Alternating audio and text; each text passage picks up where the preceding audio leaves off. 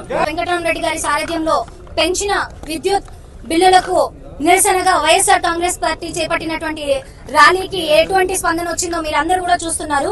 కూటమి ప్రభుత్వం ఏర్పాటైనప్పటి నుంచి రైతులకు గిట్టుబాటు ధర లేదు, ప్రజలకు సంక్షేమ పథకాలు లేదు, రాష్ట్రానికి అభివృద్ధి లేదు. పైగా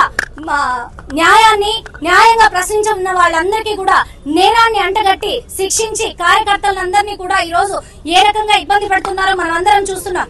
అంతేకాకుండా ముఖ్యంగా విద్యుత్ ఛార్జీలు పెంచము పెంచము పెంచము అని చెప్తూనే చంద్రబాబు నాయుడు గారు ఆయన కూటమి ప్రభుత్వం ఏర్పాటైన తర్వాత 15,000 కోట్ల రూపాయల విద్యుత్ ఛార్జీలను ట్రూ ఛార్జెస్ అని ఇవన్నీ ప్రజల మీద మోపడమే కాకుండా జగన్మోహన్ రెడ్డి గారు గతంలో స్మార్ట్ మీటర్స్ ప్రాజెక్ట్ ని ముందుకు తీసుకొస్తే వ్యతిరేకించినటువంటి చంద్రబాబు నాయుడు గారు ఈ రోజు పైలట్ ప్రాజెక్ట్ గా దాన్నే తీసుకొచ్చారు.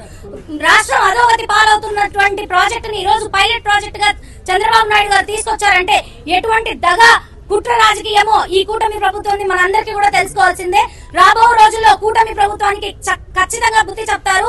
చంద్రబాబు నాయుడు గారు 6 నెలల్లోనే తన దగా రాజకీయాన్ని ప్రజల ముందు పెట్టారు. ప్రజలందరూ కూడా ఈ రోజు బాధపడుతున్నారు. జగన్మోహన్ రెడ్డి గారు సంక్షేమ పాలన, అభివృద్ధి పాలనను కోల్పోయామన్నటువంటి దిగ్భ్రాంతికి చెందినటువంటి ప్రజలందరూ త్వరలోనే చంద్రబాబు నాయుడుకు బుద్ధి చెప్తారని సందర్భంగా తెలియజేస్తూ ఖచ్చితంగా ఈ కూటమి ప్రభుత్వం విద్యుత్ ఛార్జీలు పెంచినటువంటి విధానాన్ని, వైఖరిని వెనక్కి తీసుకోవాలని డిమాండ్ చేస్తున్నారు.